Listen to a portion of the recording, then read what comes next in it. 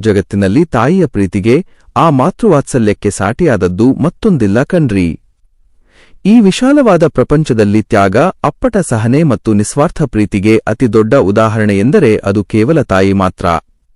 ತನ್ನ ಹೊಟ್ಟೆಯಲ್ಲಿ ಹುಟ್ಟಿದ ಮಕ್ಕಳಿಗಾಗಿ ಹಗಲು ರಾತ್ರಿ ಎನ್ನದೆ, ತನ್ನ ನೋವು ನಲಿವುಗಳನ್ನು ಬದಿಗಿಟ್ಟು, ತನ್ನ ಆರೋಗ್ಯವನ್ನು ಲೆಕ್ಕಿಸದೆ ಬಿಡುವಿಲ್ಲದೆ ದುಡಿಯುವ ಆ ಜೀವ, ಮಕ್ಕಳು ಬೆಳಗ್ಗೆ ಕಣ್ಣು ಬಿಟ್ಟು ಮುಖದಲ್ಲಿ ಒಮ್ಮೆ ಮುಗುಳು ನಕ್ಕರೆ ಸಾಕು, ತನ್ನ ಜೀವನದ ನೂರಾರು ಕಷ್ಟ ಕಾರ್ಪಣ್ಯಗಳನ್ನೆಲ್ಲಾ ಕ್ಷಣ ಮಾತ್ರದಲ್ಲಿ ಮರೆತುಬಿಡುತ್ತದೆ. ದೇವರು ತಾನೇ ನೇರವಾಗಿ ಭೂಮಿ ಮೇಲೆ ಬಂದು ಎಲ್ಲರನ್ನೂ ನೋಡಿಕೊಳ್ಳಲು ಸಾಧ್ಯವಿಲ್ಲದೆ, ತನ್ನ ಬದಲಾಗಿ ಪ್ರೀತಿಯನ್ನು ಹಂಚಲು ಸೃಷ್ಟಿಸಿರುವ ಅತಿ ಸುಂದರವಾದ ಜೀವವೇ ತಾಯಿ. ಅಂತಹ ದೈವಸ್ವರೂಪಿ ತಾಯಿ ಯಾವಾಗಲೂ ತನ್ನ ಮಕ್ಕಳ ಒಳಿತನ್ನೇ, ಅವರ ಉಜ್ವಲ ಭವಿಷ್ಯವನ್ನೇ ಹಗಲಿರುಳು ಹಂಬಲಿಸುತ್ತಾಳೆ. ಮಕ್ಕಳು ಜೀವನದಲ್ಲಿ ಚೆನ್ನಾಗಿ ಬಾಳಿದರೆ ಸಾಕು ಎಂದುಕೊಂಡು ತನ್ನ ಸ್ವಂತ ಇಷ್ಟ ಸುಖಗಳು, ಆಸೆ ಆಕಾಂಕ್ಷೆಗಳನ್ನೆಲ್ಲಾ ಪ್ರೀತಿಯಿಂದ ಬಲಿಹಾಕಿ ಮಕ್ಕಳ ಖುಷಿಯಲ್ಲೇ ತನ್ನ ಜೀವನದ ಸಾರ್ಥಕತೆಯನ್ನು ಹುಡುಕಿಕೊಳ್ಳುತ್ತಾಳೆ. ಆದರೆ ಆ ತಾಯಿಯ ಬೆವರು ಹರಿಸುವ ಕಷ್ಟದ ಆಯಾಸದ ಮಧ್ಯೆ ಮಕ್ಕಳು ಸ್ವಲ್ಪ ಅಡ್ಡಗಾಲು ಹಾಕಿ ವಿಪರೀತ ಅತಿ ಹಠಮಾರಿತನ ತೋರಿದರೆ ಆ ತಾಯಿ ಪಡುವ ಮನಸ್ಸಿನ ವೇದನೆ ಮತ್ತು ಅನುಭವಿಸುವ ಒಂಟಿತನದ ಪಾಡು ಅಷ್ಟಿಷ್ಟಲ್ಲ.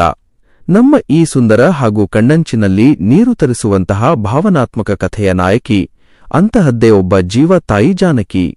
ಆ ಜಾನಕಿಯ ಪುಟ್ಟ ಪ್ರಪಂಚವೇ ಬೇರೆ. ಅವಳಿಗೆ ಈ ಲೋಕದಲ್ಲೇ ಇರೋದು ಒಬ್ಬಳೇ ಒಬ್ಬಳು ಮುದ್ದಿನ ಮಗಳು, ಅದೇ ಪ್ರಿಯಾ. ಪ್ರಿಯಾ ಅಂದ್ರೆ ಜಾನಕಿಗೆ ಪ್ರಾಣಕ್ಕಿಂತ ಹೆಚ್ಚು, ಕಣ್ಣಿನ ರೆಪ್ಪೆಗಿಂತಲೂ ಹತ್ತಿರ. ಪ್ರಿಯಾಳ ಪ್ರತಿ ಹೆಜ್ಜೆಯಲ್ಲೂ ತಾಯಿಯ ಜಾಗರೂಕತೆಯ ಕಣ್ಣಾವಲು ಇತ್ತು. ಹಾಗೆಯೇ ಅಷ್ಟೇ ಅತಿಯಾದ ಮುದ್ದಿನ ಹಾರೈಕೆಯೂ ಇತ್ತು. ಪ್ರಿಯಾಳ ಪ್ರತಿಯೊಂದು ಹುಚ್ಚು ಇಷ್ಟವನ್ನೂ, ಅವಳ ಪ್ರತಿ ಬೇಡಿಕೆಯನ್ನು ತನ್ನ ಕಣ್ಣುಗಳಲ್ಲಿ ಹೊತ್ತುಕೊಂಡು, ಮೈಮೇಲೆ ಸಣ್ಣ ಗಾಯವೂ ಆಗದಂತೆ ಅತ್ಯಂತ ಜೋಪಾನವಾಗಿ ರಾಜಕುಮಾರಿಯಂತೆ ಬೆಳೆಸಿದ್ದಾಳೆ ಆ ತಾಯಿ. ಆದರೆ ಅದೇ ಅತಿ ಮುದ್ದಿನಿಂದ ತಲೆಯ ಮೇಲೆ ಕೂರಿಸಿಕೊಂಡು ಬೆಳೆಸಿದ ಮುದ್ದುಮಗಳು ಮುಂದೆ ಒಂದು ಹಂತದಲ್ಲಿ ತನ್ನ ವಿಚಿತ್ರ ಹಠಗಳಿಂದಲೇ ಆ ಮನೆಯಲ್ಲಿ ದೊಡ್ಡ ತಲೆನೋವಾಗಿ ದಿನನಿತ್ಯದ ಅಶಾಂತಿಗೆ ಕಾರಣವಾಗುತ್ತಾಳೆ ಎಂಬುದು ಆ ತಾಯಿಗೆ ಆರಂಭದಲ್ಲಿ ಕನಸಿನಲ್ಲೂ ತಿಳಿದಿರಲಿಲ್ಲ. ತಾಯಿಯ ಪ್ರೀತಿಯ ಅತಿರೇಕವೇ ಮಗಳನ್ನು ಹೇಗೆಲ್ಲಾ ಬದಲಾಯಿಸಿತು, ಆಮೇಲೆ ಬಂದ ಆ ದಿಢೀರ್ ತಿರುವುಗಳೇನು ಎಂಬುದರ ಅಸಲಿ ಪಯಣ ಇಲ್ಲಿಂದ ಶುರುವಾಗುತ್ತದೆ. ಪ್ರಿಯಾಳ ಮೇಲಿರುವ ತಾಯಿಯ ಆ ಪ್ರೀತಿ ಎಷ್ಟೊಂದು ಗಾಢವಾಗಿತ್ತೋ, ಅಪ್ಪ ರಮೇಶನಿಗೆ ಮಗಳೆಂದರೆ ಅದಕ್ಕಿಂತಲೂ ಹೆಚ್ಚು, ಅಕ್ಷರಶಃ ಪ್ರಾಣವಾಗಿತ್ತು. ಆ ಮನೆಯಲ್ಲಿ ಅಪ್ಪ ಮಗಳ ಆಟಾಟೋಪ ಮತ್ತು ಪ್ರೀತಿಯ ಮುಂದೆ ಬೇರೆ ಯಾರಿಗೂ ಯಾವುದೇ ವಿಷಯಕ್ಕೂ ಅಷ್ಟೇನು ಬೆಲೆ ಇರುತ್ತಿರಲಿಲ್ಲ. ಮಗಳು ಏನೇ ಕೇಳಿದರೂ ಕೊಡು, ನನ್ನ ರಾಜಕುಮಾರಿ ಅಲ್ವಾ, ಮಾಡು ಎಂದು ಅಪ್ಪ ತಕ್ಷಣವೇ ತಂದುಕೊಡುತ್ತಿದ್ದ. ಹೀಗಾಗಿ ಪ್ರಿಯಾ ಅಪ್ಪನ ಮುದ್ದಿನಲ್ಲಿ ಮತ್ತಷ್ಟು ಬೇಜವಾಬ್ದಾರಿಯಾಗಿ ಬೆಳೆಯಲು ಅವಕಾಶ ಸಿಕ್ಕಂತಾಗಿತ್ತು. ಆದರೆ ಚಿಕ್ಕಂದಿನಿಂದಲೂ ಪ್ರಿಯಾಳ ಸ್ವಭಾವವೇ ಸ್ವಲ್ಪ ವಿಚಿತ್ರವಾಗಿತ್ತು, ಅಷ್ಟೇ ಹಠಮಾರಿಯಾಗಿತ್ತು. ಅವಳಿಗೆ ತಿಂಡಿ ತೀರ್ಥದ ವಿಚಾರದಲ್ಲಿ ಎಲ್ಲಿಲ್ಲದ ಅತಿ ಹಠ, ಅತಿ ನಿರೀಕ್ಷೆಗಳೂ ಇದ್ದವು. ಪ್ರತಿದಿನ ಬೆಳಿಗ್ಗೆ ಅವಳು ಕುಡಿಯುವ ಕಾಫಿಯಿಂದ ಹಿಡಿದು ಪ್ರತಿಯೊಂದು ತಿಂಡಿಯ ತಯಾರಿಕೆಯವರೆಗೆ ಪ್ರತಿಯೊಂದರಲ್ಲೂ ಅವಳದೇ ಆದ ದೊಡ್ಡದೊಂದು ರೂಲ್ಸ್ ಬುಕ್ ಇರುತ್ತಿತ್ತು. ಕಾಫಿಯಲ್ಲಿ ಹಾಲಿನ ಅಳತೆ ಎಳ್ಳಷ್ಟು ವ್ಯತ್ಯಾಸವಾಗಬಾರದು, ಹಾಕುವ ಕಾಫಿ ಪುಡಿ ಹಾಗೂ ಸಕ್ಕರೆಯ ಪ್ರಮಾಣ ಹದವಾಗಿರಬೇಕು, ಕುಡಿಯುವಾಗ ಅದು ಕೆನೆಗಟ್ಟಿರಬೇಕು. ಹೀಗೆ ಪ್ರತಿಯೊಂದು ಸಣ್ಣಪುಟ್ಟ ವಿಷಯಕ್ಕೂ ಅವಳು ಮನೆಯವರನ್ನು ಹೈರಾಣು ಮಾಡಿಬಿಡುತ್ತಿದ್ದಳು.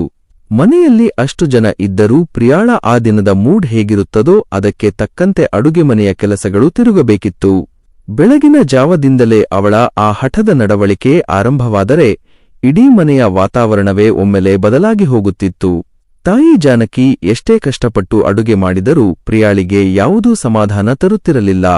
ತಾಯಿಯ ಬೆವರಿನ ಬೆಲೆ ತಿಳಿಯದ ವಯಸ್ಸಿನಲ್ಲಿ ಪ್ರಿಯಾಳ ಆ ವಿಚಿತ್ರ ಹಠಗಳು ದಿನೇ ದಿನೇ ಹೆಚ್ಚಾಗುತ್ತಾ ಹೋಯಿತು ಮತ್ತು ಇದು ಮುಂದೆ ದೊಡ್ಡದೊಂದು ಬಿರುಗಾಳಿಗೆ ಮುನ್ಸೂಚನೆ ಎಂಬಂತೆ ಆ ಮನೆಯಲ್ಲಿ ದಿನನಿತ್ಯದ ಕಥೆಯಾಯಿತು. ಇನ್ನು ಬೆಳಗಿನ ಉಪಹಾರ ಅಥವಾ ತಿಂಡಿಯ ವಿಚಾರ ಬಂದರಂತೂ ಪ್ರಿಯಾಳ ಹಠ ಮತ್ತೊಂದು ಅತಿರೇಕದ ಹಂತಕ್ಕೆ ತಲುಪುತ್ತಿತ್ತು. ಸುಮ್ಮನೆ ಮನೆಯಲ್ಲಿ ತಯಾರಿಸಿದ ಯಾವುದೋ ಒಂದು ಸಾಮಾನ್ಯ ಇಡ್ಲಿ ಅಥವಾ ಚಪಾತಿಯನ್ನು ತಿಂದರೆ ಪ್ರಿಯಾಳ ಹೊಟ್ಟೆ ತುಂಬುತ್ತಿರಲಿಲ್ಲ, ಮನಸ್ಸು ಒಪ್ಪುತ್ತಿರಲಿಲ್ಲ. ಅವಳಿಗೆ ಹೋಟೆಲ್ ಶೈಲಿಯಲ್ಲಿ ಅಥವಾ ಅದಕ್ಕಿಂತಲೂ ಅತ್ಯಂತ ರುಚಿಕರವಾಗಿ ಬಗೆ ಬಗೆಯ ತಿಂಡಿಗಳು ಮೇಜಿನ ಮೇಲೆ ಬಂದು ಬೀಳಲೇಬೇಕಿತ್ತು. ಉದಾಹರಣೆಗೆ, ದೋಸೆ ಮಾಡಬೇಕೆಂದರೆ ಅದು ಸಾಮಾನ್ಯ ದೋಸೆ ಆಗಿರಬಾರದು, ಮೈಯೆಲ್ಲ ತುಪ್ಪ ಹರಿದು ತೇಲಾಡುತ್ತಿರಬೇಕು, ಬಾಣಲೆಗೆ ಹಾಕಿದ ತಕ್ಷಣ ಕರ್ರೆವೆಂದು ಗರಿಗರಿಯಾದ ಪೇಪರ್ ದೋಸೆ ಅಥವಾ ನಳನಳಿಸುವ ಸೆಟ್ ದೋಸೆಯೇ ಆಗಬೇಕು. ಇಡ್ಲಿ ಎಂದರೆ ಅದು ಕಲ್ಲಿನಂತೆ ಗಟ್ಟಿಯಾದರೆ ಮುಟ್ಟುವುದೇ ಇಲ್ಲ, ಸ್ಟೀಮ್ನಲ್ಲಿ ಬೆಂದ ಬಿಸಿ ಬಿಸಿಯಾದ ಹವಿಯಂತೆ ಅತಿ ಮೆದುವಾಗಿರಬೇಕು. ಅದರ ಜೊತೆಗೆ ಅತಿ ಮುಖ್ಯವಾಗಿ ಆ ಇಡ್ಲಿ ಅಥವಾ ದೋಸೆಗೆ ತಕ್ಕಂತೆ ಬಗೆಬಗೆಯ 2 ವಿಭಿನ್ನ ಬಗೆಯ ಸಾಗುಗಳು ಅಥವಾ ಚಟ್ನಿಗಳು ಗ್ಯಾರಂಟಿ ಬೇಕೇ ಬೇಕು. ಇಷ್ಟು ಸಾಲದೆಂಬಂತೆ ವಾರಕ್ಕೊಮ್ಮೆ ಅಥವಾ 3 ದಿನಕ್ಕೊಮ್ಮೆ ಕಡ್ಡಾಯವಾಗಿ ಸ್ಪೆಷಲ್ ಆಗಿ ಬಿಸಿ ಬಿಸಿಯಾದ ಪಾಯಸ ಅಥವಾ ಬೇರೆ ಯಾವುದಾದರೂ ನಾಲಿಗೆಗೆ ರುಚಿ ಕೊಡುವ ಸಿಹಿ ಇದ್ದೇ ತೀರಬೇಕು ಅಂತ ಮಗಳು ಮುರಳು ಹಿಡಿದು ಕೂರುತ್ತಿದ್ದಳು. ತಾಯಿ ಜಾನಕಿ ಮುಂಜಾನೆಯಿಂದಲೇ ನೂರಾರು ಕೆಲಸಗಳ ಮಧ್ಯೆ ಒಲೆ ಮುಂದೆ ನಿಂತು ಸುಸ್ತಾಗಿ ಹೋಗಿದ್ದರೂ ಮಗಳ ಈ ಹಠದ ಬೇಡಿಕೆಗಳನ್ನು ತೀರಿಸಲು ಹೆಣಗಾಡಬೇಕಾಗುತ್ತಿತ್ತು. ಪ್ರಿಯಾಳಿಗೆ ಇವತ್ತು ಏನು ತಿನ್ನಬೇಕು, ಹೇಗೆ ಬೇಕು ಎಂಬ ಕಲ್ಪನೆ ಇರುತ್ತಿತ್ತೋ ಅದೇ ಆನ್ ದಿ ಸ್ಪಾಟ್ ಆಗಬೇಕು. ತಾಯಿಯ ಮೈಯಲ್ಲಿ ಶಕ್ತಿ ಇದೆಯೇ ಅಥವಾ ತಾಯಿ ಬೆವರ ಹರಿಸಿ ಸುಸ್ತಾಗಿದ್ದಾಳಾ ಎಂಬ ಕನಿಷ್ಠ ಯೋಚನೆಯೂ ಆ ವಯಸ್ಸಿನಲ್ಲಿ ಆ ಮುದ್ದು ಮಳಿಗೆ ಇರುತ್ತಿರಲಿಲ್ಲ. ಮನೆಯವರೆಲ್ಲರೂ ಅವಳ ಇಷ್ಟಗಳಿಗಾಗಿಯೇ ತಮ್ಮ ಅಭಿರುಚಿಯನ್ನು ಬದಿಗೊತ್ತುವ ಪರಿಸ್ಥಿತಿ ನಿರ್ಮಾಣವಾಗಿತ್ತು. ಮಗಳ ಈ ವಿಚಿತ್ರ ಹಾಗೂ ಅತಿಯಾದ ಹಠಮಾರಿತನವನ್ನು ದಿನವೂ ಕಣ್ಣಾರೆ ಕಂಡು ಒಳಗೊಳಗೆ ನೊಂದು ಹೋಗಿ ಬೇಸತ್ತು ಹೋಗಿದ್ದ ತಾಯಿ ಜಾನಕಿಯ ತಾಳ್ಮೆಯ ಕಟ್ಟೆ ಅಂದು ಸಂಪೂರ್ಣವಾಗಿ ಒಡೆದು ಹೋಗುತ್ತದೆ. ಅಂದಿನ ಬೆಳಗಿನ ಜಾವದ ಹೊತ್ತಿನಲ್ಲಿ ಎಂದಿನಂತೆ ಪ್ರಿಯಾ ಮತ್ತೆ ಯಾವುದೋ ಹೊಸದಾದ ತಿಂಡಿಯ ಹಠ ಹಿಡಿದು ರೂಮಿನಿಂದ ಡೈನಿಂಗ್ ಟೇಬಲ್ ಬಳಿ ಬಂದು ಕುಳಿತಾಗ ಜಾನಕಿಯ ಮೈಯಲ್ಲಿ ಸಿಟ್ಟು ನೆತ್ತಿಗೇರುತ್ತದೆ. ಇಷ್ಟು ದಿನಗಳ ಕಾಲ ಮಗಳ ಮೇಲಿನ ಅತಿರೇಕದ ಪ್ರೀತಿಯಿಂದ ನುಂಗಿಕೊಂಡಿದ್ದ ಮೌನ, ನೋವು ಮತ್ತು ಅಸಹನೆಯೆಲ್ಲ ಆ ಕ್ಷಣದಲ್ಲಿ ಕೋಪದ ಜ್ವಾಲಾಮುಖಿಯಂತೆ ಹೊರಬರುತ್ತದೆ. ತಾಳ್ಮೆ ಸಂಪೂರ್ಣವಾಗಿ ಕಳೆದುಕೊಂಡ ಜಾನಕಿ ಒಲೆಯ ಮುಂದೆ ಕೈಯಲ್ಲಿ ಬಿಸಿಯಾದ ಸೌಟು ಹಿಡಿದುಕೊಂಡೇ ನೇರವಾಗಿ ಮಗಳ ಹತ್ತಿರ ಬಂದು ಜೋರಾಗಿ ರೇಗಾಡುತ್ತಾಳೆ. ಅವಳ ಕಣ್ಣುಗಳು ಕೋಪದಿಂದ ಕೆಂಪಗಾಗಿರುತ್ತವೆ. ಧ್ವನಿಯಲ್ಲಿ ತಾಯಿಯ ಅಸಹಾಯಕತೆಯ ಆಕ್ರೋಶವಿರುತ್ತದೆ. ಈ ಪ್ರಿಯಾ, ನಿನಗೆ ಅತಿಯಾಯಿತು ಈ ತಿಂಡಿಪೋತನ ಬುದ್ಧಿ. ಬೆಳ್ಳಂಬೆಳಗ್ಗೆ ನಿನ್ನ ಈ ನಾಲಿಗೆ ಚಪ್ಪರಿಸುವ ಅತಿ ಹಠಕ್ಕೆ ಬಲಿಬಿದ್ದು ನಿತ್ಯವೂ ನಿನ್ನ ಮೂಡಿಗೆ ತಕ್ಕಂತೆ ಅಡುಗೆ ಮಾಡಿಕೊಡಲು ನಾನೇನು ಯಂತ್ರವೇ ಅಥವಾ ನಿನ್ನ ಹೋಟೆಲ್ ಕೆಲಸದಾಳೆ? ನನ್ನ ಕೈಕಾಲುಗಳು ಸುಸ್ತಾಗಿ ಹೋಗುವುದಿಲ್ಲವೇ ಕಣೆ? ದಿನನಿತ್ಯ ನೂರಾರು ಕೆಲಸಗಳಿರುತ್ತವೆ. ಬೆವರು ಸುರಿಸಿ ಒಲೆ ಮುಂದೆ ನಿಲ್ಲುವ ನನ್ನ ಕಷ್ಟ ನಿನಗೆ ಎಂದಾದರೂ ಅರ್ಥವಾಗಿದೆಯಾ? ಹೀಗೆ ದಿನಕ್ಕೊಂದು ಹಠ ಮಾಡಿಕೊಂಡು ಯಾರೂ ಮಾಡದ ಅತಿರೇಕದ ಬೇಡಿಕೆಗಳನ್ನು ಇಟ್ಟುಕೊಂಡು ಹೋದರೆ ನಾಳೆ ಮದುವೆಯಾಗಿ ಗಂಡನ ಮನೆಗೆ ಹೋದ ಮೇಲೆ ನಿನ್ನ ಗತಿಯೇನು? ಅಲ್ಲಿ ಯಾರು ತಾನೇ ನಿನ್ನ ಈ ವಿಚಿತ್ರ ಬಯಕೆಗಳನ್ನು ತೀರಿಸಲು ಸಾಧ್ಯ? ಅತ್ತೆ ಮಾವಂದಿರ ಮುಂದೆ ಹೀಗೆಲ್ಲ ಹಠ ಮಾಡಿದ್ದರೆ ನಿನ್ನನ್ನು ಕಣ್ಣೆತ್ತಿಯೂ ನೋಡ್ತಾರಾ? ನಿನಗೆ ಸರಿಯಾದ ಆ ಸಂಸಾರದಲ್ಲಿ ಬಾಳುವೆ ಮಾಡಲು ಜೋಡಿ ಸಿಗೋದು ಹೇಗೆ? ಸ್ವಲ್ಪವಾದರೂ ಜವಾಬ್ದಾರಿ, ಅಕ್ಕಪಕ್ಕದವರ ಬಗ್ಗೆ ತಿಳುವಳಿಕೆ ಬೇಡವೇ ನಿನಗೆ? ಎಂದು ಜಾನಕಿ ಕಣ್ಣೀರು ಮಿಶ್ರಿತ ಅಸಹನೆಯಿಂದ ಮೈಯೆಲ್ಲಾ ನಡುಗುತ್ತಾ ಮಗಳ ಮೇಲೆ ಮುಗಿಬಿದ್ದಂತೆ ಬೈಯುತ್ತಾಳೆ. ಆದರೆ ಅಷ್ಟು ಜೋರಾಗಿ ತಾಯಿ ಬೈದು ಕಣ್ಣೀರು ಹಾಕುತ್ತಾ ಅಳುತ್ತಿದ್ದರೂ ಪ್ರಿಯಾ ಮಾತ್ರ ಅದ್ಯಾವುದನ್ನು ಸ್ವಲ್ಪವೂ ಗಂಭೀರವಾಗಿ ತೆಗೆದುಕೊಳ್ಳುವುದಿಲ್ಲ. ತಾಯಿಯ ಆಕ್ರೋಶಕ್ಕೆ ಬೆಚ್ಚಿ ಬೀಳುವ ಬದಲು ಅವಳು ಸಲೀಸಾಗಿ ಒಂದು ಹಗುರವಾದ ನಗು ಬೀರುತ್ತಾಳೆ. ಕುಳಿತ ಜಾಗದಿಂದಲೇ ನಿಧಾನವಾಗಿ ಎದ್ದು ಬಂದು, ಅಯ್ಯೋ ಅಮ್ಮ, ಸುಮ್ಮನೆ ಯಾಕೆ ಇಷ್ಟು ದೊಡ್ಡದಾಗಿ ಟೆನ್ಷನ್ ಮಾಡ್ಕೊಳ್ತೀಯಾ? ನನ್ನ ಮೇಲೆ ಯಾಕೆ ಇಷ್ಟು ರೇಗಾಡ್ತೀಯಾ? ಅದನ್ನೆಲ್ಲ ಮದುವೆ ಆದ ಮೇಲೆ ಅಲ್ಲವೇ ಬರೋದು, ಆಮೇಲೆ ನೋಡಿಕೊಳ್ಳೋಣ ಬಿಡಮ್ಮ, ಈಗ್ಯಾಕೆ ಇಷ್ಟು ತಲೆಕೆಡಿಸಿಕೊಳ್ಳುತ್ತೀಯಾ? ಸುಮ್ಮನಿರು ಅಮ್ಮ ಅಂತ ತಾಯಿಯ ಆ ಗಂಭೀರವಾದ ನೋವಿನ ಮಾತನ್ನು ತೀರಾ ಲಘುವಾಗಿ ಸಲೀಸಾಗಿ ತಳ್ಳಿಹಾಕುತ್ತಾಳೆ. ಮಗಳ ಆ ಬೇಜವಾಬ್ದಾರಿಯ ವರ್ತನೆ, ಮಾತಿನಲ್ಲಿದ್ದ ನಿರ್ಲಕ್ಷ್ಯತನ ಜಾನಕಿಯ ಎದೆಗೆ ಚೂರಿ ಇಕ್ಕಿದಷ್ಟು ಆಳವಾದ ನೋವುಂಟು ಮಾಡುತ್ತದೆ. ಹೆತ್ತ ತಾಯಿಯ ಕಣ್ಣೀರು ಮತ್ತು ಆತಂಕ ಮಳಿಗೆ ಒಂದು ಕಡ್ಡಿಯಷ್ಟೂ ಲೆಕ್ಕಕ್ಕೆ ಸಿಗಲಿಲ್ಲವಲ್ಲ ಎಂದು ಜಾನಕಿ ಮತ್ತಷ್ಟು ನೊಂದು ಹೋಗುತ್ತಾಳೆ. ಮಗಳು ಪ್ರಿಯಾಳ ಆ ಅಸಡ್ಡೆಯ ಮಾತುಗಳನ್ನು ಕೇಳಿಸಿಕೊಂಡು ಜಾನಕಿ ದಿಗ್ಭ್ರಮೆಗೊಂಡು ನಿಂತರೆ, ಅದೇ ಸಮಯದಲ್ಲಿ ಅಪ್ಪ ರಮೇಶ್ ಮಾತ್ರ ಮಗಳ ಮುದ್ದು ಮುಖವನ್ನು ನೋಡಿ ಸಂಪೂರ್ಣವಾಗಿ ಕರಗಿ ಹೋಗುತ್ತಾನೆ. ಆ ತಂದೆಯ ಅತಿರೇಕದ ಮುದ್ದು ಮತ್ತು ಕುರುಡು ಪ್ರೀತಿಯೇ ಮಗಳನ್ನು ತಿದ್ದುವ ಬದಲು ಮತ್ತಷ್ಟು ಹಠಮಾರಿಯಾಗಲು ದೊಡ್ಡ ಕಾರಣವಾಗಿತ್ತು. ರಮೇಶ್ ತನ್ನ ಹೆಂಡತಿಯ ಕೋಪವನ್ನು ಗಂಭೀರವಾಗಿ ಪರಿಗಣಿಸದೆ ಮಗಳ ಕಡೆಯೇ ನಿಂತು ವಾದಿಸಲು ಶುರುಮಾಡುತ್ತಾನೆ. ಏನಮ್ಮ ಜಾನಕಿ, ಯಾವಾಗ ನೋಡಿದರೂ ಮಗಳ ಮೇಲೆ ಹೀಗೆ ರೇಗಾಡುತ್ತಲೇ ಇರುತ್ತೀಯಾ? ಅವಳು ಈಗಿನ್ನೂ ಚಿಕ್ಕ ಹುಡುಗಿ. ತವರು ಮನೆಯಲ್ಲಿರುವಾಗ ಇಷ್ಟಪಟ್ಟು ಒಂದೆರಡು ಒಳ್ಳೆಯ ತಿಂಡಿ ಕೇಳಿದರೆ ಅದರಲ್ಲಿ ತಪ್ಪೇನು ಹೇಳು? ತಾಯಿ ತಾನೇ ಅಂತ ಮಗಳು ಪ್ರೀತಿಯಿಂದ ಕೇಳಿಕೊಂಡಾಗ ಪ್ರೀತಿಯಿಂದ ಮಾಡಿಕೊಟ್ಟರೆ ನಿನ್ನ ಕೈ ಏನಾದರೂ ಸವೆದು ಹೋಗುತ್ತಾ? ಬಿಡು, ಅಷ್ಟು ಗಂಭೀರವಾಗಿ ತಗೋಬೇಡ. ಅವಳಿಗೆ ಇಷ್ಟವಾಗಿದ್ದನ್ನು ಕೊಡೋದ್ರಲ್ಲಿ ತಪ್ಪೇನಿಲ್ಲ ಬಿಡು ಅಂತ ರಮೇಶ್ ಮಗಳ ಬೆಂಬಲಕ್ಕೆ ನಿಂತು ಜಾನಕಿಯನ್ನು ಸಮಾಧಾನಪಡಿಸಲು ಪ್ರಯತ್ನಿಸುತ್ತಾನೆ. ಅಪ್ಪನ ಈ ಬೆಂಬಲ ಮತ್ತು ಅತಿಯಾದ ಮುದ್ದು ಸಿಕ್ಕ ಮೇಲೆ ಪ್ರಿಯಾಳ ಆತ್ಮವಿಶ್ವಾಸ ಮತ್ತಷ್ಟು ಹೆಚ್ಚಾಗುತ್ತದೆ. ತನಗೆ ಯಾರ ಭಯವೂ ಇಲ್ಲ, ಅಪ್ಪ ಇದ್ದಾನಲ್ಲ ಎಂಬ ಧೈರ್ಯದಿಂದ ಅವಳ ಹಠಗಳು ದಿನೇ ದಿನೇ ಮಿತಿಮೀರಿ ಹೋಗಲು ಇದು ದಾರಿ ಮಾಡಿಕೊಡುತ್ತದೆ. ಜಾನಕಿ ಎಷ್ಟೇ ಬುದ್ಧಿ ಹೇಳಲು ಹೋದರೂ ರಮೇಶ್ ಅಡ್ಡ ಬಂದು ಮಗಳನ್ನು ರಕ್ಷಿಸುತ್ತಿದ್ದರಿಂದ ಆ ಮನೆಯಲ್ಲಿ ಜಾನಕಿಯ ಮಾತಿಗಾಗಲಿ ಕಷ್ಟಕ್ಕಾಗಲಿ ಬೆಲೆ ಇಲ್ಲದಂತಾಗುತ್ತದೆ. ಆದರೆ ಜಾನಕಿ ಮಾತ್ರ ಒಳಹೊರಗೆ ಮನಸ್ಸಿನಲ್ಲಿ ನೊಂದು ಹೋಗುತ್ತಾಳೆ. ಮಗಳ ಈ ಅತಿಮುದ್ದು ಮತ್ತು ಹಠದ ವರ್ತನೆಯನ್ನು ಒಂಟಿಯಾಗಿ ಕುಳಿತು ನೆನೆದು ದಿನಪೂರ್ತಿ ಮನಸ್ಸಿನಲ್ಲೇ ಕೊರಗುತ್ತಾಳೆ. ಅವಳ ಕಣ್ಣ ಮುಂದೆ ಒಂದು ಭಯಂಕರ ಭವಿಷ್ಯ ಸುಳಿದಾಡಲು ಶುರುವಾಗುತ್ತದೆ. ಮನೆಗೆ ಬಂದ ಗಂಡು ಇವಳ ಈ ಅತಿಯಾದ ಹಠವನ್ನು, ತಾಪತ್ರಯಗಳನ್ನು ಹೇಗೆ ತಾನೇ ಸಹಿಸುತ್ತಾನೆ? ಮುಂದೊಂದು ದಿನ ಇವಳು ಗಂಡನ ಮನೆಯಲ್ಲಿ ಹೊಂದಿಕೊಂಡು ಹೋಗದೆ, ಅಡುಗೆ ಬಾರದೆ, ಎಲ್ಲವನ್ನೂ ತನ್ನಿಷ್ಟದಂತೆ ನಿರೀಕ್ಷಿಸಿದರೆ ಅಲ್ಲಿ ಯಾರೂ ಇವಳನ್ನು ಈ ಮನೆಯಂತೆ ಪ್ರೀತಿಯಿಂದ ನೋಡಿಕೊಳ್ಳುವುದಿಲ್ಲವಲ್ಲ. ಅತ್ತೆ ಮಾವಂದಿರು ಇವಳನ್ನು ಹೇಗೆ ನಡೆಸಿಕೊಳ್ಳಬಹುದು ಎಂದು ಜಾನಕಿ ಎಡೆಬಿಡದೆ ಅಳುಕುತ್ತಾಳೆ. ಅಳುತ್ತಾ ಚಿಂತೆ ಮಾಡುತ್ತಾಳೆ. ಮಗಳ ಮುಂದಿನ ಬದುಕಿನ ಬಗ್ಗೆ ಆ ತಾಯಿಗೆ ಕಾಡುತ್ತಿರುವ ಆತಂಕ ದಿನೇ ರಾತ್ರಿಯ ನಿದ್ದೆಯನ್ನು ಕೆಡಿಸುತ್ತದೆ. ಹೀಗೆ ದಿನಗಳು ಉರುಳಿದಂತೆ ಕಾಲಕ್ರಮೇಣ ಅದೇ ಪ್ರಿಯಾಗೆ ದೊಡ್ಡವರ ಮಾತುಕತೆಯಂತೆ ಬೆಂಗಳೂರಿನ ರಾಹುಲ್ ಎಂಬ ಯುವಕನೊಂದಿಗೆ ವಿವಾಹ ನಿಶ್ಚಯವಾಗುತ್ತದೆ. ಮದುವೆ ನಿಶ್ಚಯವಾದ ಖುಷಿ ಒಂದು ಕಡೆಯಾದರೆ, ಪ್ರಿಯಾಳ ಆ ಹಠಮಾರಿತನ ಮತ್ತು ಸೋಂಬೇರಿತನವನ್ನು ನೆನೆದು ಜಾನಕಿಗೆ ಖುಷಿಗಿಂತಲೂ ಆತಂಕವೇ 100 ಪಟ್ಟು ಹೆಚ್ಚಿರುತ್ತದೆ. ಮದುವೆಯ ದಿನಗಳು ಹತ್ತಿರ ಬಂದಂತೆ ಮನೆಯಲ್ಲಿ ಸಡಗರದ ಜೊತೆಗೆ ಒಂದು ರೀತಿಯ ಮೌನ ಮಡುಗಿಕೊಳ್ಳುತ್ತದೆ. ಕೊನೆಗೂ ಮದುವೆಯ ವಿಧಿವಿಧಾನಗಳೆಲ್ಲ ಅಚ್ಚುಕಟ್ಟಾಗಿ ಮುಗಿದು ಮಗಳು ಗಂಡನ ಮನೆಗೆ ದೂರದ ಬೆಂಗಳೂರಿಗೆ ಹೊರಡುವ ಆ ಕಣ್ಣೀರಿನ ವಿದಾಯದ ಕ್ಷಣ ಬರುತ್ತದೆ. ಅತ್ತೆಮನೆಗೆ ಕಾಲಿಡಲು ಹೊರಡುವಾಗ ತಾಯಿಯ ಮಡಿಲಲ್ಲಿ ತಲೆ ಬೆಚ್ಚಗಿಟ್ಟು ಅಳುತ್ತಲೇ ಪ್ರಿಯಾ ದೂರದೂರಿಗೆ ಪಯಣ ಬೆಳೆಸುತ್ತಾಳೆ. ಮಗಳು ಕಣ್ಣೆದುರಿನಿಂದ ದೂರ ಹೋದ ಆ ಕ್ಷಣದಿಂದ ಆ ಮನೆ ಸಂಪೂರ್ಣವಾಗಿ ಬೋಳಾಗಿ ಜಾನಕಿಯ ಎದೆಯಲ್ಲಿ ಯಾರೂ ತುಂಬಲಾರದ ಒಂದು ದೊಡ್ಡ ಖಾಲಿ ಜಾಗ ಮೂಡಿಕೊಳ್ಳುತ್ತದೆ. ಆ ಮನೆಯ ಪ್ರತಿ ಮೂಲೆಯೂ ಪ್ರಿಯಾಳ ನೆನಪುಗಳಿಂದ ಭಾರವಾಗುತ್ತದೆ. ಮಗಳು ಕಣ್ಣೆದುರಿನಿಂದ ದೂರದೂರಿಗೆ ಆ ಗಂಡನ ಮನೆಗೆ ಹೋದ ಮೇಲೆ ಜಾನಕಿಗೆ ಆ ತವರು ಮನೆ ಸಂಪೂರ್ಣವಾಗಿ ವಿಚಿತ್ರವಾಗಿ ಯಾರೂ ಇಲ್ಲದೆ ಅನಾಥವಾದಂತೆ ತುಂಬಿಕಳೆದರೂ ಬೋಳುಬೋಳಾಗಿರಲು ಕಾಡತೊಡಗುತ್ತದೆ. ಆ ಮನೆಯ ಪ್ರತಿ ಮೂಲೆ ಪ್ರತಿ ಗೋಡೆಯೂ ಪ್ರಿಯಾಳ ಚೇಷ್ಟೆಗಳನ್ನು, ಅವಳು ಹಠ ಹಿಡಿದು ಕೂರುತ್ತಿದ್ದ ಜಾಗವನ್ನು, ಅವಳ ಅಳು ನಗುಗಳನ್ನು ಮತ್ತು ಅವಳ ಆ ಸಣ್ಣಪುಟ್ಟ ಕೋಪದ ಮಾತುಗಳನ್ನೇ ಪದೇ ಪದೇ ನೆನಪಿಸುತ್ತಿರುತ್ತದೆ.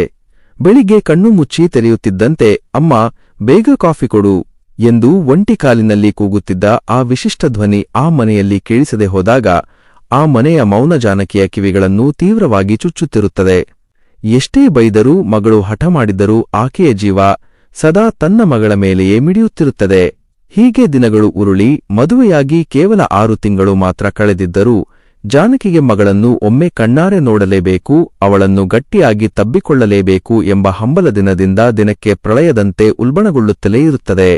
ಮಗಳು ಅಲ್ಲಿ ಆ ಹೊಸ ಮನೆಯಲ್ಲಿ ಹೇಗಿದ್ದಾಳೋ, ಆ ಹಠದ ಸ್ವಭಾವದವಳು ಅಲ್ಲಿಯ ಹೊಸ ಜನ, ಅತ್ತೆ ಮಾವಂದಿರೊಂದಿಗೆ ಹೇಗೆ ಹೊಂದಿಕೊಂಡಿದ್ದಾಳೋ, ಅಡುಗೆ ಮಾಡುವುದು ಹೇಗೆ ಗೊತ್ತಿಲ್ಲದವಳು ಅಲ್ಲಿ ಹೇಗೆ ಕಷ್ಟಪಡುತ್ತಿದ್ದಾಳೋ ಎಂಬ ತೀವ್ರ ಆತಂಕ ಮತ್ತು ಹೆತ್ತ ತಾಯಿಯ ಮಮಕಾರ ಎರಡೂ ಸೇರಿ ಜಾನಕಿಯ ಮನಸ್ಸನ್ನು ದಿನವಿಡೀ ಕೊರೆಯಲು ಶುರುಮಾಡುತ್ತದೆ.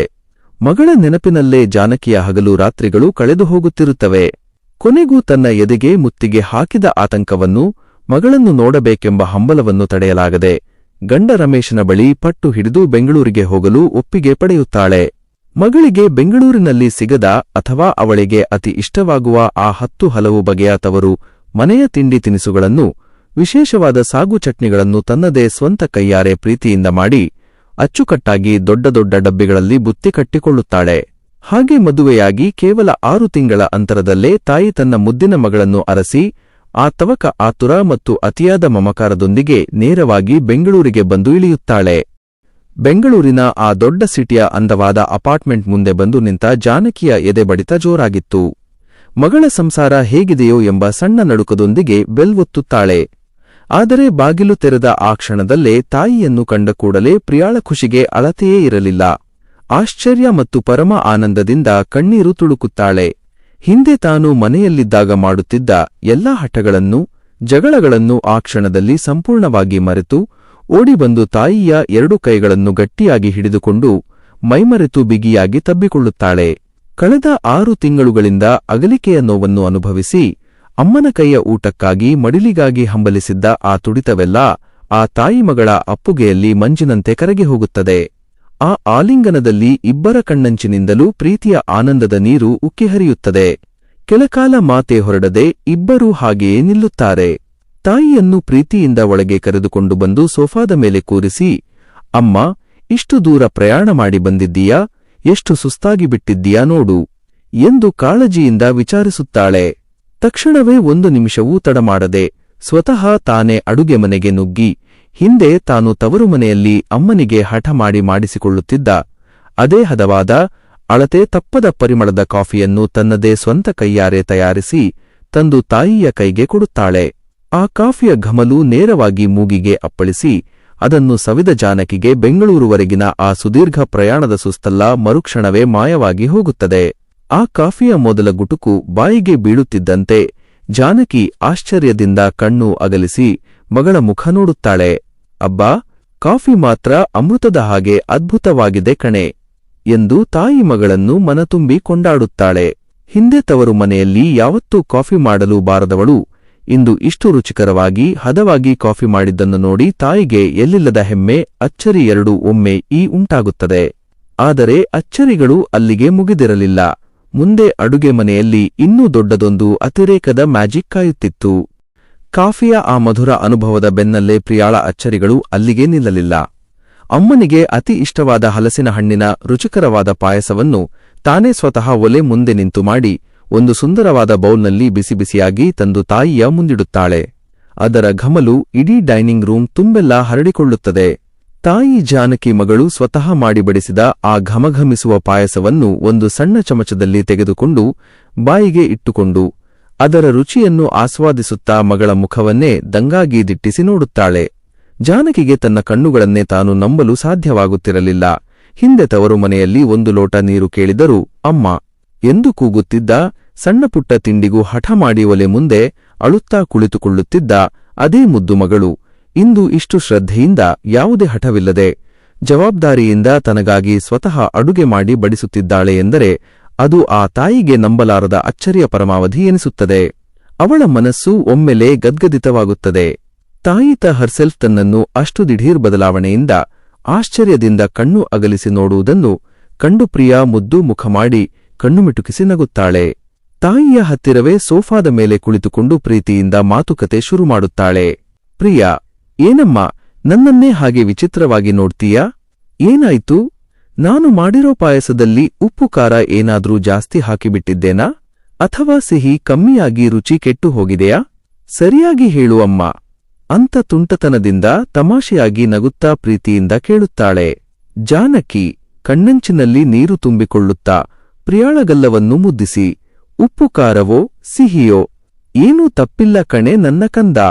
ಪಾಯಸಂತೂ ಅಮೃತದ ಹಾಗೆ ಅತಿ ರುಚಿಯಾಗಿದೆ. ನೀನು ಇಷ್ಟೊಂದು ಚೆಂದ ಅಡುಗೆ ಮಾಡ್ತೀಯ ಅಂತ ನಾನು ಕನಸಿನಲ್ಲೂ ಅಂದುಕೊಂಡಿರಲಿಲ್ಲ ಕಣೆ. ಅದೆಲ್ಲ ಬಿಡು, ಮೊನ್ನೆವರೆಗೂ ನಮ್ಮ ಮನೆಯಲ್ಲಿ 1 ಲೋಟ ನೀರಿಗೂ ಅತ್ತು ಹಠ ಮಾಡುತ್ತಿದ್ದ ನನ್ನ ಮುದ್ದು ಮಗಳು ಇಂದು ಇಷ್ಟು ಜವಾಬ್ದಾರಿಯಿಂದ ಅಚ್ಚುಕಟ್ಟಾಗಿ ಅಡುಗೆ ಮಾಡಿ ಬಡಿಸುತ್ತಿದ್ದಾಳೆ ಅಂದ್ರೆ ನನಗೆ ನನ್ನ ಕಣ್ಣುಗಳನ್ನೇ ನಂಬಲು ಆಗುತ್ತಿಲ್ಲ ಕಣೆ ಎಂದು ಮನತುಂಬಿ ಹೇಳುತ್ತಾಳೆ. ಆಕೆಯ ಆ ಮಾತಿನಲ್ಲಿ ಹಿಂದೆ ಇದ್ದ ಆ ಅಹಂಕಾರದ ಹಠವಿರಲಿಲ್ಲ.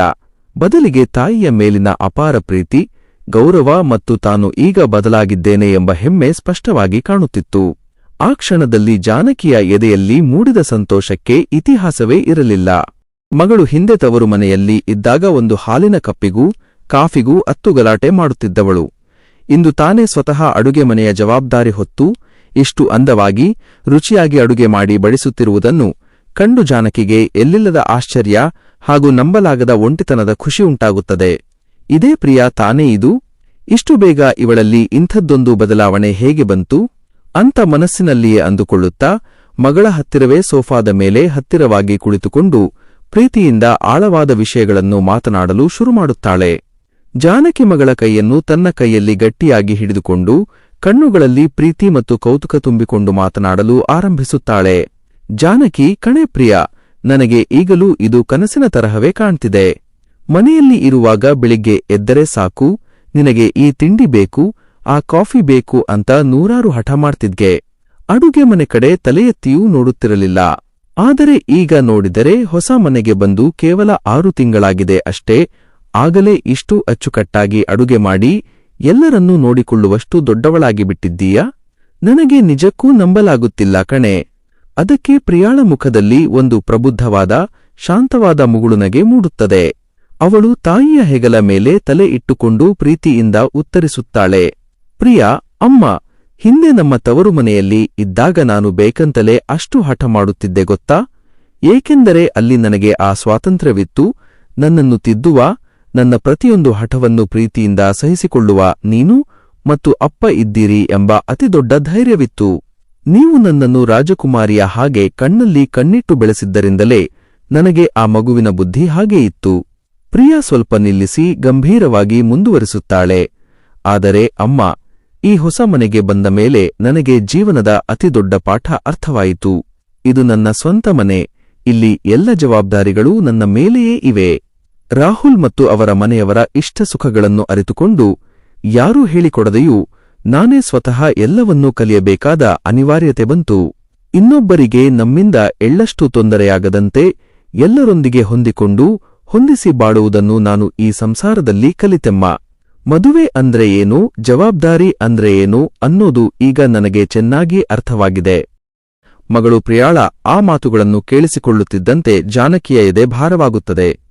ಅವಳು ಆಡಿದ ಪ್ರತಿ ಮಾತಿನ ಹಿಂದಿನ ಪ್ರಬುದ್ಧತೆ ಮತ್ತು ಅತಿ ಸುಂದರವಾದ ಬದಲಾವಣೆ ಆ ತಾಯಿಯ ಹೃದಯವನ್ನು ಆಳವಾಗಿ ಸ್ಪರ್ಶಿಸುತ್ತದೆ. ಇಷ್ಟು ದಿನ ಮಗಳು ಅಹಂಕಾರದಿಂದ, ಹಠದಿಂದ ಕೆಟ್ಟು ಹೋಗುತ್ತಾಳೆ ಎಂದು ತಾನು ಪಟ್ಟಿದ್ದ ಆತಂಕವೆಲ್ಲ ಸುಳ್ಳಾಗಿ, ಮಗಳು ಇಂದು ಒಂದು ಆದರ್ಶ ಗೃಹಿಣಿಯಾಗಿ, ಜವಾಬ್ದಾರಿಯುತ ಹೆಂಡತಿಯಾಗಿ ರೂಪುಗೊಂಡಿರುವುದನ್ನು ಕಂಡು ಜಾನಕಿಯ ಕಣ್ಣುಗಳು ಅಕ್ಷರಶಃ ಆನಂದ ಬಾಷ್ಪದಿಂದ ತುಂಬಿ ತುಳುಕುತ್ತವೆ. ಜಾನಕಿ ತನ್ನ ಕಣ್ಣೀರನ್ನು ಒರೆಸಿಕೊಳ್ಳುತ್ತಾ ಮಗಳ ಮುಖವನ್ನು 2 ಕೈಗಳಿಂದ ಹಿಡಿದು ಹಣೆಗೆ ಮುತ್ತಿಡುತ್ತಾಳೆ. ಜಾನಕಿ ಗದ್ಗದಿತ ಧ್ವನಿಯಲ್ಲಿ, ಸಾಕು ಕಣೆ ಪ್ರಿಯಾ, ನಿನ್ನ ಈ ಮಾತುಗಳನ್ನು ಕೇಳಿದ ಮೇಲೆ ನನ್ನ ಜೀವಕ್ಕೆ ಅತಿದೊಡ್ಡ ನೆಮ್ಮದಿ ಸಿಕ್ಕಂತಾಗಿದೆ. ಅಂದು ನಾನು ನಿನ್ನ ಹಠಕ್ಕೆ ಬೇಸತ್ತು ಕೋಪದಿಂದ ಬೈದಾಗ ನೀನು ಹೇಳಿದ ಮಾತುಗಳು ಈಗ ನೆನಪಾಗ್ತಿವೆ. ಅದನ್ನೆಲ್ಲ ಮದುವೆ ಆದಮೇಲೆ ನೋಡಿಕೊಳ್ಳೋಣ ಬಿಡಮ್ಮ ಅಂತ ನೀನು ಹಗುರವಾಗಿ ಹೇಳಿದ್ದಕ್ಕೆ ಇಂದು ಈ ಅರ್ಥವಿದೆಯಾ ಕಣೆ. ನೀನು ಅಂದುಕೊಂಡಂತೆ ನಿಜಕ್ಕೂ ದೊಡ್ಡವಳಾಗಿ ಈ ಮನೆಯ ಜವಾಬ್ದಾರಿಯನ್ನು ಅಚ್ಚುಕಟ್ಟಾಗಿ ಹೊತ್ತುಕೊಂಡಿದ್ದೀಯಾ. ಹೆತ್ತ ತಾಯಿಯಾಗಿ ನಿನಗೆ ಇಷ್ಟು ಒಳ್ಳೆಯ ಬುದ್ಧಿ ಬಂದಿರುವುದನ್ನು ನೋಡಿ ನನ್ನ ಜನ್ಮವೇ ಸಾರ್ಥಕವಾಯಿತು ಕಣೆ.